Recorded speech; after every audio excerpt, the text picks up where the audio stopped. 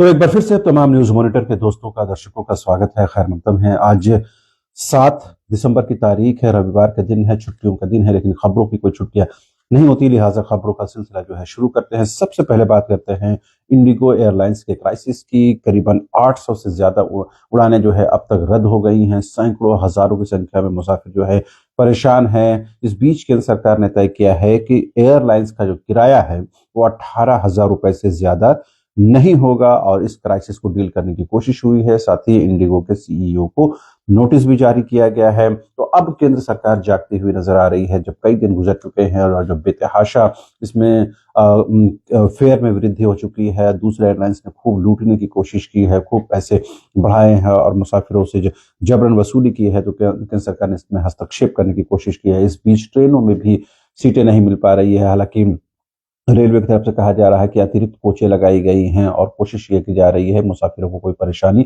ना हो, लेकिन जो परेशानी हो रही है किसी से छिपी हुई नहीं है। राजधानी रांची से उड़ने वाली कई जो इंडिगो के एयरलाइंस है वो क्राइसिस में चल रही हैं, उनका जो है वो रद्द कर दी गई है। मुसाफिर परेशान हैं, देश भर में यही हालात है। जाहिर सी बात है, कहीं ना कहीं इसका नुकसान सबसे ज्यादा उन लोगों को हो रहा है जो नौकरी पेशा हैं, जो किसी जरूरी काम से जाने वाले थे। उन तमाम लोगों की परेशानियां हर दिन बढ़ती हुई नजर आ रही हैं।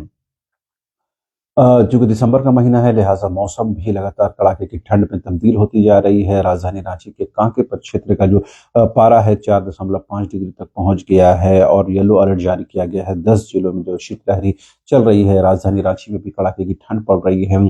शाम दोपहर में थोड़ी राहत जरूर आती है, लेकिन सुबह और दोपहर के बाद जो है लगातार जो है पारा जो है गिरता है, जिसकी वजह से शीतलहरी का असर जो है वो व्यापक दिखने लगा है। सड़क पर सन्नाटा पसरा हुआ नजर आ रहा है और पूरा दिसंबर जो है इसी तरह से गुजरने की संभावना व्यक्त की जा रही है। बहरहाल, दूसरी राजनीतिक खबरों की बात करते हैं। बीजेपी के राष्ट्रीय अध्यक्ष जेपी नड्डा 2 दिवसीय दौरे पर झारखंड में थे। कल उन्होंने गोड्डा में जो है प्रदेश बीजेपी कार्यालय का उद्घाटन किया। इससे पहले उन्होंने अपने कोर कमेटी के सदस्यों के साथ बैठक की। साथ ही जो है एक जनसभा को संबोधित किया। उस दौरान उन्होंने कहा कि घुसपैठिए जो है देश के लिए जो है कहीं ना कहीं चिंता का सबब है।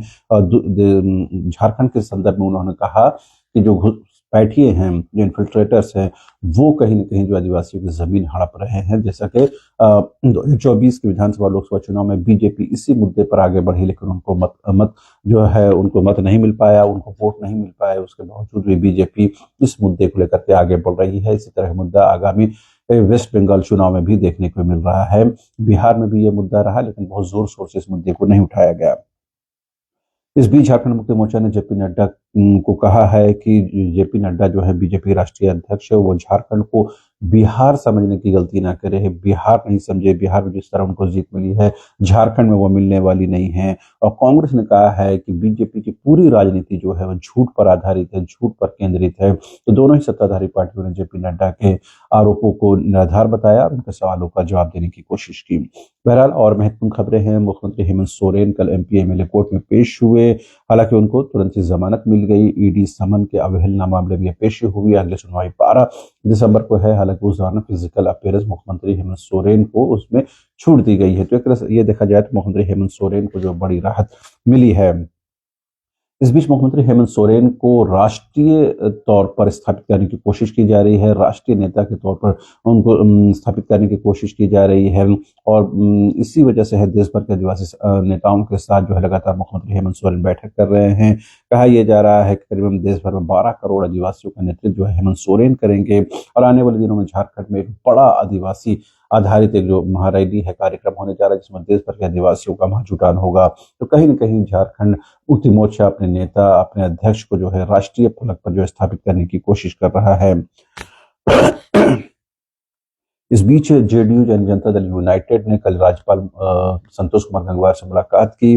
उनके नेताओं ने और 7 सूत्री मांग सौंपा, जिसमें पेशा नियमावली को भी लागू करने की मांग की गई है। इस बीच बीजेपी की आज विधायक दल की बैठक होने वाली है। चूंकि कल से फिर से विधानसभा का सत्र शुरू होगा शीतकालीन से, लिहाजा उससे पहले भी विपक्ष जो है अपनी रणनीति बनाएगा। सत्ता पक्ष की बैठक पहले भी हो चुकी है। इस बीच झारखंड विधानसभा में जो है कल जो है कल महत्वपूर्ण चर्चा होगी और कल जो है दूसरा अनुपूरक इस साल का जो है पेश किया जाएगा, अनुपूरक बजट जो है। और इसमें कहीं न कहीं सत्ता पक्ष हो या विपक्ष हो, एक दूसरे को घेरने की कोशिश करेंगे। लगातार जो है वो कहीं न कहीं एक दूसरे को लेकर के रणनीति बनाते हुए भी नज़र आ रहे हैं।